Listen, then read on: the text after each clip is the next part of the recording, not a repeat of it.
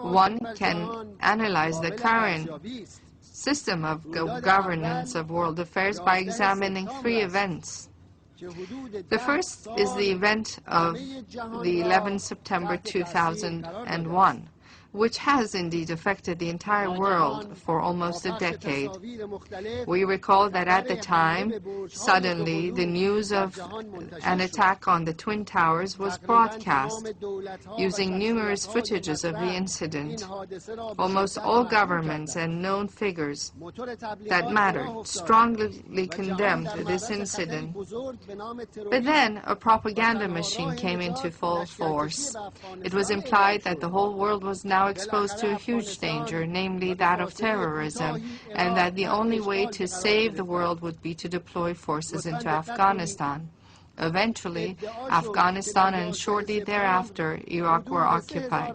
Now please take note. It was said that some 3,000 people were killed on September 11, for which we are all very saddened. Yet, up until now, in Afghanistan and Iraq, hundreds of thousands of people have been killed, millions wounded and displaced, and the conflict is still going on and expanding. In identifying those responsible behind the September 11 attacks, there were three viewpoints. First, that a very powerful and complex terrorist group able to successfully cross all layers of the American intelligence and security carried out the attack.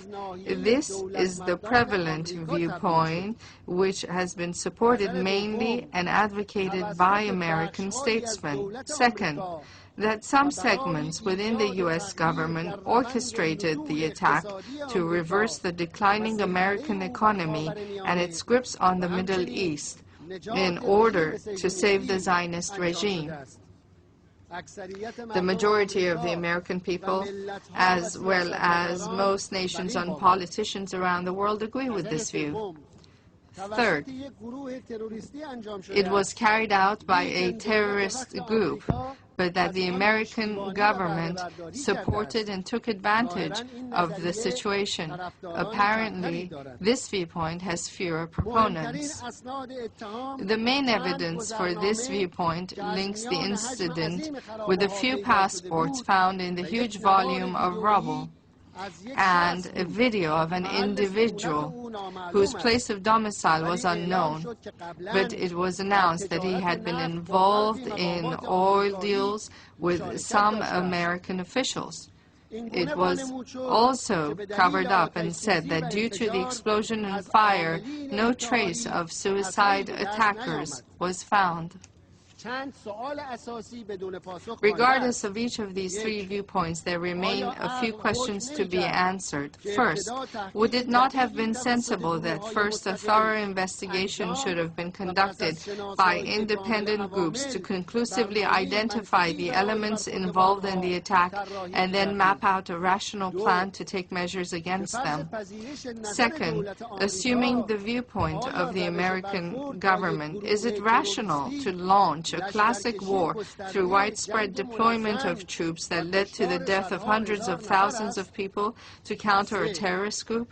Third, was it not possible to act the way Iran conducted the Rigi operations, fighting the Rigi terrorist group who killed and wounded 400 innocent people?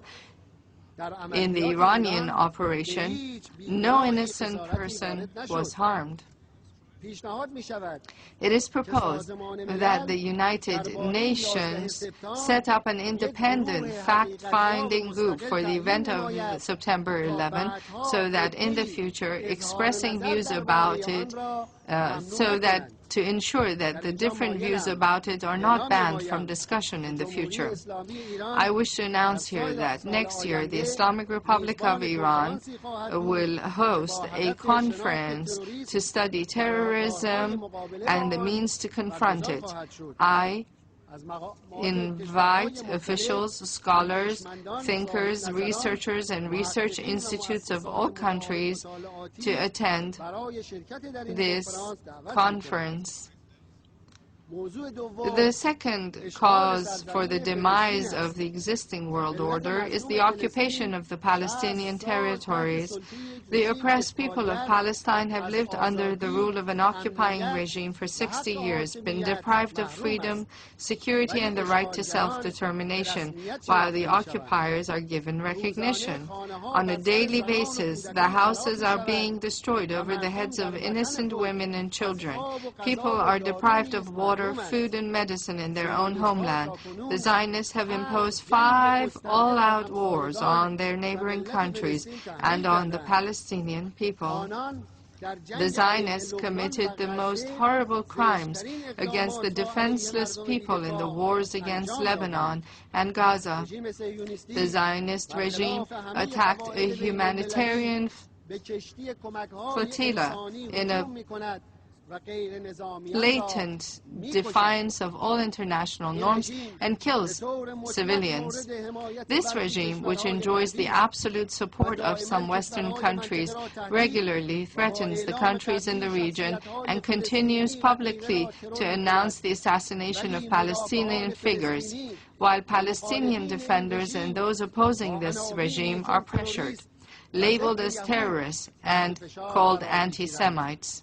All values, even that of the freedom of expression, which in Europe and the United States seem to matter so much and are so important, have been sacrificed at the altar of Zionism. Solutions are doomed to fail because the right of the Palestinian people is not taken into account.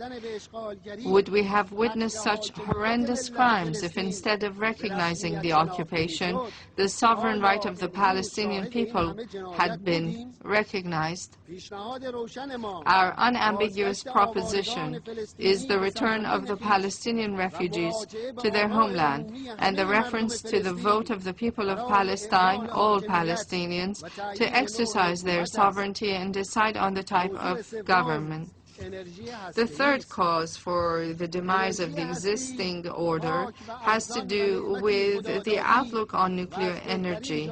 Nuclear energy is clean and cheap and a heavenly gift, which is amongst the most suitable alternatives to cut pollutions emanating from fossil fuels. The Non-Proliferation Treaty allows all member states to use nuclear energy without limit, and the International Atomic Energy Agency is mandated to provide member states with technical and legal support.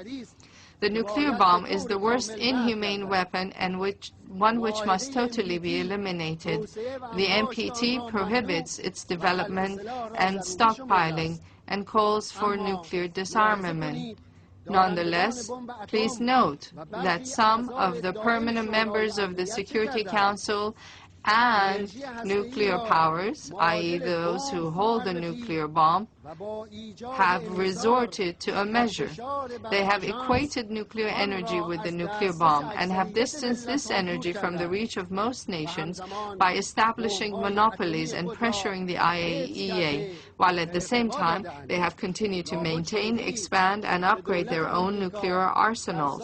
You may have heard that in the current year, the United States administration has asked for $80 billion to upkeep its nuclear bombs alone. This has entailed the following. Not only the nuclear disarmament has not been realized, but also nuclear bombs have been proliferated in some regions, including by the occupying and intimidating Zionist regime.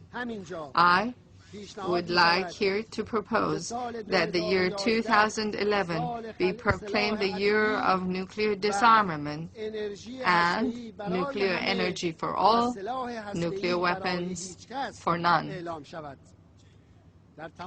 In all these cases, of course, I admit that the United Nations has been unable to take any effective course of action that has been viable or meaningfully viable. Unfortunately, in the decade proclaimed by it as the International Decade for the Culture of Peace, for example, hundreds of thousands were killed and injured as a result of war, aggression and occupation, and hostilities and antagonism have increased. Ladies and gentlemen, very recently the world witnessed an abhorrent an inhumane act of burning the Holy Quran. The Holy Quran is the divine book and the eternal miracle of the Prophet of Islam.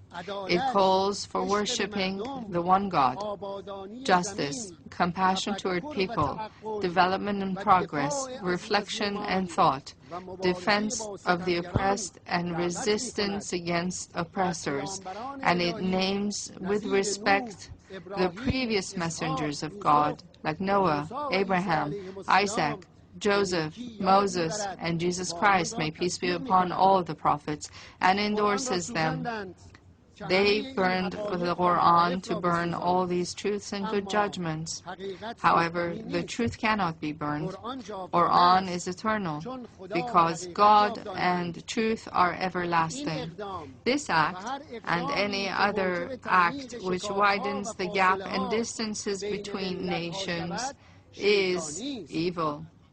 We must wisely avoid playing into the hands of Satan. On behalf of the Iranian nation, I pay respect to all divine books and their followers. This is the Quran, and this is the Bible. We pay respect to both books, as both are dear to us.